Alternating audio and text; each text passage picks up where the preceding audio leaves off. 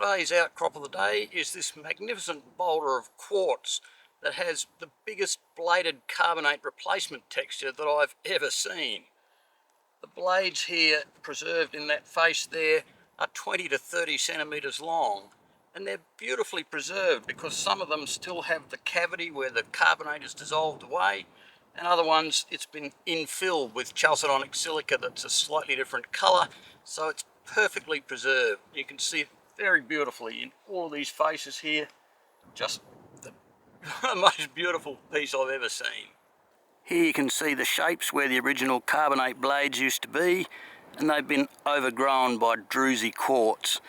The carbonate blades then dissolved away and it's been infilled with chalcedonic silica there. And on this piece here, where the chalcedonic silica is a slightly darker brown colour, it picks out where those blades were with absolute clarity. And over here where it's not quite so dark, you can still see the relics of the druzy texture in the cavity that was between the blades. So most people recognise that this texture is a really distinctive indicator of epithermal systems. But it has a kind of undeserved reputation for indicating that you're too shallow in the system for ore. In fact, that's really not the case.